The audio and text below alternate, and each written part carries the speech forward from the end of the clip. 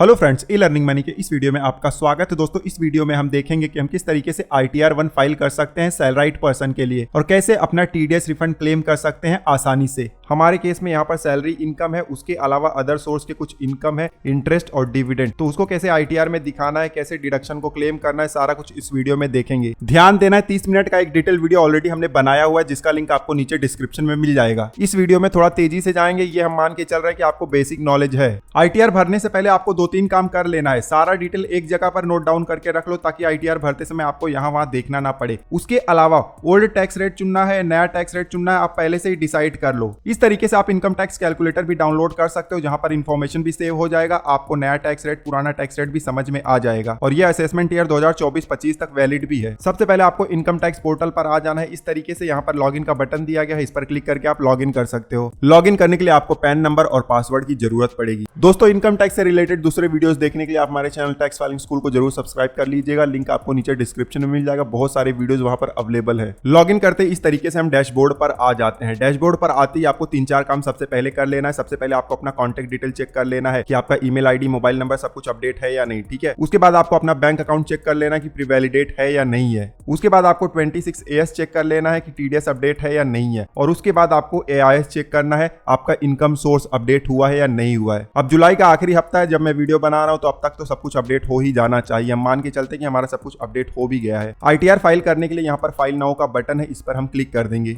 अब इस तरीके से असेसमेंट ईयर सेलेक्ट करने का पेज आ जाता है। करंट असेसमेंट ईयर सेलेक्ट कर लीजिए, मोड ऑफ फाइलिंग में ऑनलाइन, और उसके बाद नीचे कंटिन्यू का बटन है, क्लिक कर दीजिए। इस तरीके से पेज आ जाएगा। आपको to file a fresh income tax return का यहाँ पर रो दिखाई देगा। स्टार्ट न्यू फाइलिंग पर क्लिक करिए। असेसी सेलेक्ट करने का पेज आ जाएगा। इंडिविजुअल ऑटोमेटिकली सिलेक्टेड होगा, अगर नहीं सिलेक्टेड होगा तो सिलेक्ट कर लीजिएगा। उसके बाद कंटिन्यू का बटन है, इस पर क्लिक कर दीजिए। अब ITR फॉर्म सेलेक्ट करने का पेज आ गया है। हम ITR 1 सेलेक्ट कर लेंगे। नीचे प्रोसीड विद ITR 1 का बटन है, इस पर क्लिक कर देना है। अब लेट्स गेट स्टार्टेड का बटन है, इस पर क्लिक करेंगे। रीजन सेलेक्ट करने का पेज आ जाता है। हमारे केस में पहला वाला रीजन है हमारा इनकम टैक्सेबल लिमिट से ज्यादा है। आपके लिए जो रीजन एप्लीकेबल होगा उसको सेलेक्ट कर लीजिएगा। अब रीजन का हमने सेपरेट वीडियो बनाया हुआ है क्योंकि बहुत डिटेल में इसको समझने की आवश्यकता है। तो पहला वाला सेलेक्ट करके हम नीचे कंटिन्यू का बटन है, इस पर क्लिक करेंगे। अब इस तरीके से पॉपअप मैसेज आ जाता है कि बहुत सारा डेटा आपको प्रीफिल्ड दिखाई देगा। ओके पर क्लिक कर दीजिए। रिटर्न समरी का पेज आ जाता है। यहाँ पर बहुत सारे शेड्यूल आपको दिखाई देंगे। सबसे पहला शेड्यूल है पर्सनल इन्फॉर्मेशन का, इस रो पर आप क्लिक कर दीजिए। इस पेज पर आपको प्रोफाइल डिटेल, कॉन्टैक्ट डिटेल दिखाई दे रहा है। सब कुछ आप चेक कर लीजिएगा, सब कुछ सही होना चाहिए। प्रोफाइल डिटेल अगर रॉन्ग होगा तो इसको आपको पैन कार्ड से चेंज कराना पड़ेगा।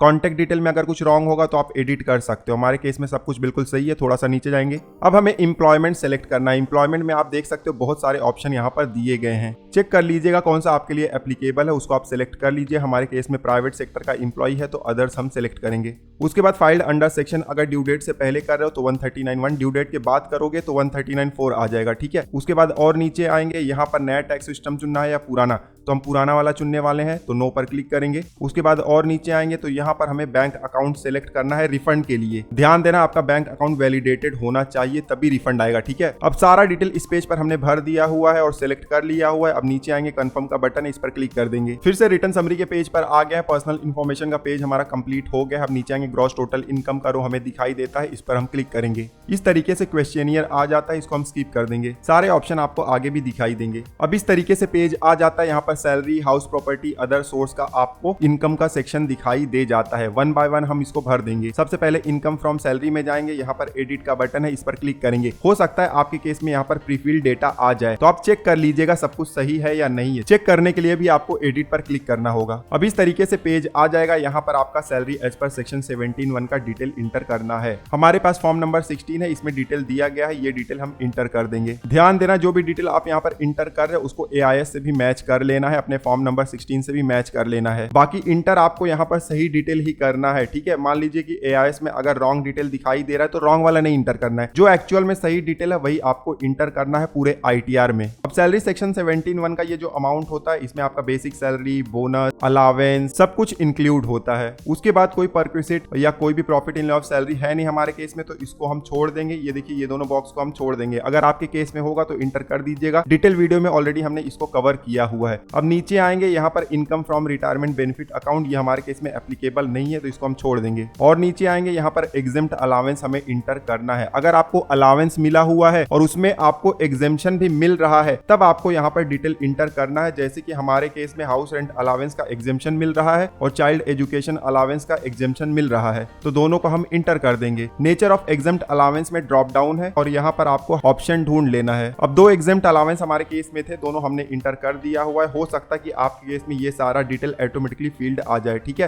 तब आपको सिर्फ चेक कर लेना है। उसके बाद नीचे जाना है, यहाँ पर आपको डिटेल दिखाई दे रहा है नेट सैलरी का। उसके बाद देखिए यहाँ पर स्टैंडर्ड डिडक्शन ऑटोमेटिकली कैलकुलेट हो गया है। प्रोफेशनल टैक्स का डिडक्शन आप यहाँ पर क्लेम कर सकते हो। हमारे केस में है नहीं, लेकिन आपके केस में अगर होगा तो 2500 के आसपास आता है, आप क्लेम कर सकते हो, ठीक है। उसके बाद सारा डिटेल जब भर दो तो नीचे सेव का बटन है, इस पर आप क्लिक कर दो। फिर से वेरीफाई इनकम सोर्स के पेज पर आ जाते हैं। इनकम फ्रॉम सैलरी का डिटेल यहाँ पर कंप्लीट हो गया है। नीचे आएंगे, इनकम फ्रॉम हाउस प्रॉपर्टी है, इसको हमने कवर किया हुआ है डिटेल वीडियो में। तो अगर आपको है तो आप डिटेल वाला वीडियो देख लीजिएगा। अब नीचे आएंगे, इनकम फ्रॉम अदर सोर्स में ये वाला हमें भरना है। यहाँ पर बहुत सारा डेटा प्री फिल्ड हो गया है, तो आपको इसको चेक कर लेना है कि सही है या नहीं है। इसको हम चेक कर लेंगे और बिल्कुल सेम टू सेम यहाँ पर आया हुआ है। बट इनकेस आपके केस में अगर यहाँ पर रॉन्ग डिटेल दिखाई दे रहा है तो आप सिलेक्ट करिए और एडिट पर क्लिक करके आप एडिट भी कर सकते हो अमाउंट वगैरह को। और उसके अलावा इनकेस यहाँ पर अगर कोई डिटेल आया ही नहीं है तो ऐड डिटेल का आपको यहाँ पर बटन दिखाई देगा या ऐड अनदर का बटन दिखाई देगा, क्लिक करके आप डिटेल इंटर भी कर सकते हो, ठीक है। इस तरीके से क्वेश्चनियर आएगा, इसको आप स्किप कर दोगे तो आपको यहाँ पर ड्रॉप डाउन दिखाई दे जाएगा। आप सिलेक्ट कर लेना आपके केस में जो भी अदर सोर्स का इनकम होगा और उसके बाद आपको अमाउंट इंटर कर देना है और फिर यहाँ पर ऐड का बटन है, क्लिक कर दोगे तो इसका रो भी ऐड हो जाएगा। एक चीज का ध्यान देना है, अगर आपको डिविडेंड इनकम है तो डिविडेंड इनकम आपको क्वार्टरली इंटर करना होता है। ये देखिए यहाँ पर पीरियड्स दिए गए होते हैं, जिस पीरियड का डिविडेंड होगा उस पीरियड में ही इंटर करिएगा, आपके स्टेटमेंट में दिया गया होगा। हमारे केस में सब कुछ अप टू डेट है। फिर से वेरीफाई इनकम सोर्स के पेज पर आ जाएंगे, हमारा अदर सोर्स भी कंप्लीट हो गया है। अब नीचे आएंगे, एग्जेम्प्ट इनकम अगर आपको कोई भी है तो ऐड अनदर पर क्लिक करके यहाँ पर ड्रॉप डाउन आ जाएगा, दिखा दीजिएगा और उसके बाद अमाउंट इंटर कर दीजिएगा, ठीक है। यहाँ पर और फिर ऐड का बटन है, क्लिक कर दीजिएगा। अब सारा डिटेल हमने इनकम सोर्स वाले पेज पर भर दिया हुआ है। नीचे आएंगे, कंफर्म का बटन है, क्लिक कर देंगे। फिर से रिटर्न समरी के पेज पर हम आ गए हैं। आप देख सकते हो ग्रॉस टोटल इनकम भी हमारा कंप्लीट हो गया है। नीचे टोटल डिडक्शन का हमें रो दिखाई देता है, इस पर क्लिक करेंगे। इस तरीके से क्वेश्चनियर आ जाता है, इसको स्किप कर देंगे। सारे ऑप्शन आपको आगे दिखाई देंगे। वेरीफाई और डिडक्शन का पेज आ जाता है। यहाँ पर सबसे पहले आपको ATD दिखाई दे रहा है। हमारे केस में ATD है तो इसको हम इंटर कर देंगे। एडिट का बटन दिखाई दे रहा है, इस पर क्लिक करेंगे। यहाँ पर ऑटोमेटिकली नो सेलेक्टेड है, हो सकता है आपके केस में ना हो। तो अगर आप सीनियर सिटीजन नहीं है तब आपको नो सेलेक्ट कर लेना है। अगर आप सीनियर सिटीजन है तब आपको यस सेलेक्ट कर लेना है, ठीक है। हम सीनियर सिटीजन नहीं है और हम क्लेम भी करना चाहते हैं तो यहाँ पर नो हमने सेलेक्ट कर लिया हुआ है। अब हेल्थ इंश्योरेंस का अमाउंट हम यहाँ पर इंटर कर देंगे। इनकेस आपको क्लेम नहीं करना है तब आप not claiming for self family ये सिलेक्ट करिएगा, ठीक है। उसके बाद पेरेंट्स के लिए देखिए हम क्लेम नहीं करना चाहते हैं तो नॉट क्लेमिंग फॉर पेरेंट्स, क्योंकि वो अपने ITR में करते हैं, तो ये वाला हम सेलेक्ट कर लेंगे। अगर पेरेंट्स के लिए भी आप क्लेम करना चाहते हो तो आपको बताना है कि सीनियर सिटीजन है या नहीं है। अगर सीनियर सिटीजन होंगे तो यस करिएगा और फिर यहाँ पर आप डिटेल इंटर कर दीजिएगा। सीनियर सिटीजन के लिए मेडिकल एक्सपेंडिचर भी अलाउड है तो बेनिफिट आप ले सकते हो। हमारे केस में जो डिटेल इंटर करना था हमने कर दिया। अब नीचे सेव का बटन है, इस पर क्लिक करेंगे। ATD का अमाउंट यहाँ पर आ गया है। उसके बाद आप देख लीजिएगा यहाँ पर आपको डिडक्शन दिखाई दे रहे हैं।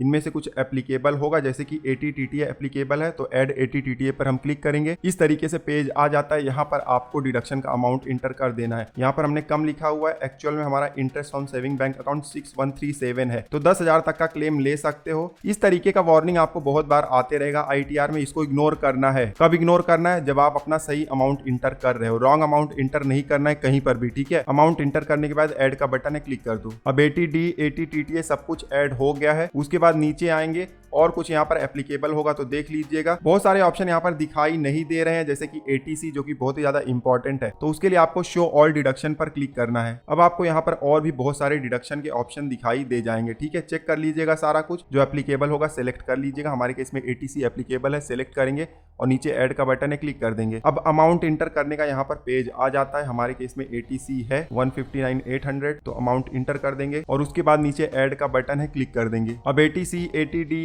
ATTTA सब कुछ यहाँ पर ऐड हो गया है। अब नीचे आएंगे, यहाँ पर कंफर्म का बटन है, इस पर हम क्लिक कर देंगे। फिर से रिटर्न समरी का पेज आ गया। यहाँ पर आप देख सकते हो टोटल डिडक्शन का रो भी कंप्लीट हो गया है। अब नीचे आएंगे, टैक्स पेड, ये बहुत ही इंपॉर्टेंट है। TDS इनकम टैक्स पेमेंट सब कुछ यहाँ पर दिखाई देगा। टैक्स पेड वाले रो पर क्लिक करेंगे। अब इस तरीके से पेज आ जाता है। जो भी आपका सैलरी पर TDS डिडक्ट हुआ होगा आपको पहले वाले रो में दिखाई देगा, ठीक है। सी डिटेल्स पर क्लिक करोगे तो यहाँ पर आपको रो ऐड हुआ दिखाई देगा। ये हमारा डेमो अमाउंट है, लेकिन आपके आपका रियल अमाउंट आ जाएगा। आपको चेक कर लेना है कि आपका टीडीएस सही तरीके से दिखाई दे रहा है या नहीं, और इनकम चार्जेबल अंडर सैलरी का अमाउंट सही है, और आपने जो अमाउंट डिक्लेयर किया हुआ है इनकम वाले सोर्स में वहां पर से मैच हो रहा है या नहीं हो रहा, चेक कर लीजिएगा। ठीक है, उसके बाद मान लीजिए डिविडेंड हो गया, इंटरेस्ट हो गया, उन सब चीजों में से अगर कोई टीडीएस डिडक्ट हुआ है तो उसका डिटेल आपको सेकंड वाले रो में दिखाई देगा। आपने कोई इनकम टैक्स पेमेंट किया हुआ है तो उसका डिटेल आपको आखिरी वाले advance tax self assessment tax payment में आपको दिखाई देगा। ठीक है, सारे डिटेल आप चेक कर लीजिएगा। अगर आपको मैनुअल डिटेल ऐड करना है तो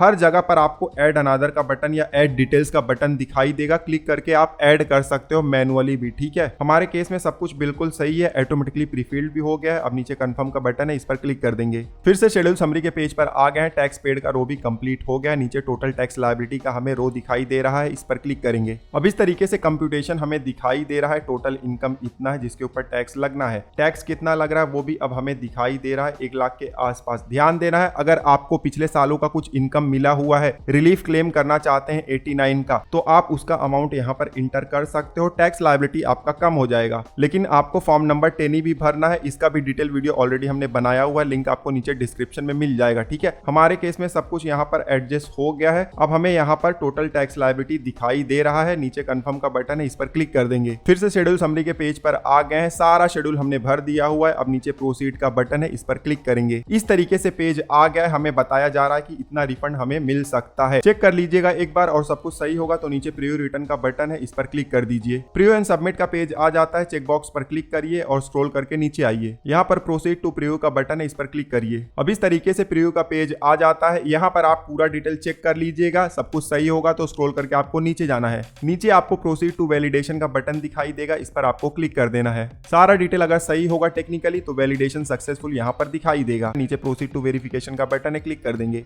अब इस तरीके से कंप्लीट योर वेरिफिकेशन का पेज आ गया है। ध्यान देना, वेरिफिकेशन बहुत ज्यादा जरूरी है, उसके बाद ही प्रोसेस स्टार्ट होता है। तो आप तुरंत भी वेरीफाई कर सकते हो या बाद में भी। अगर ई वेरीफाई लेटर, वेरीफाई या ITR फाइल का इस्तेमाल करते हो तब आपको 30 दिन के अंदर ही अपना वेरिफिकेशन कंप्लीट करना है। ठीक है, सबसे बेस्ट है आप तुरंत कर लो। ई वेरीफाई नाउ पर क्लिक करो और नीचे कंटिन्यू का बटन है, क्लिक कर दो। अब यहाँ पर आप देख सकते हो बहुत सारे मेथड आ गए हैं, जो मेथड आपके लिए सुटेबल होगा सेलेक्ट कर लीजिएगा। हमारे केस में पहला वाला सुटेबल है, सेलेक्ट करेंगे और नीचे कंटिन्यू का बटन है, क्लिक करेंगे। इस तरीके से पॉपअप मैसेज आ गया है, 1 टाइम OTP भेजा जाएगा आधार रजिस्टर मोबाइल नंबर पर। आई एग्री पर हम क्लिक करेंगे और जनरेट आधार OTP पर क्लिक करेंगे। इस तरीके से OTP इंटर करने का पेज आ जाता है। OTP इंटर कर देंगे जल्दी से, जो कि हमारे आधार रजिस्टर्ड मोबाइल नंबर पर आया हुआ है, और उसके बाद नीचे वैलिडेट का बटन है, इस पर हम क्लिक कर देंगे। वैलिडेट पर क्लिक करते ही इस तरीके से कंफर्मेशन का पॉपअप मैसेज आ जाता है। नीचे आपको सबमिट का बटन दिखाई देता है, इस पर आपको क्लिक कर देना है। सबमिट पर क्लिक करते ही इस तरीके से आपको स्क्रीन आ जाता है, आपका ITR सबमिट हो गया है और ई वेरीफाई भी हो गया है। अब आपका प्रोसेस स्टार्ट हो जाएगा और जैसे ही प्रोसेस खत्म होगा रिफंड आपके बैंक खाते में आ जाएगा। नीचे आपको डाउनलोड रिसिप्ट का बटन दिखाई दे रहा है, इस पर क्लिक करके आप ITR कॉपी डाउनलोड कर सकते हो। तो इस वीडियो में हमने देखा कि हम कितनी आसानी से ITR 1 फाइल कर सकते हैं सैलरी, इनकम के लिए और अदर सोर्स के लिए। इनकेस अगर कोई क्वेरी है इस वीडियो से रिलेटेड तो आप नीचे कमेंट कर सकते हो। स्क्रीन पर आपको एक प्लेलिस्ट दिखाई दे रहा है जिसमें ITR से रिलेटेड बहुत सारे इंपॉर्टेंट वीडियोस है, चेकआउट कर सकते हो। इस वीडियो में बस इतना ही, मिलते हैं आपसे अगले वीडियो में, तब तक आप हंसते रहो, मुस्कुराते रहो। धन्यवाद।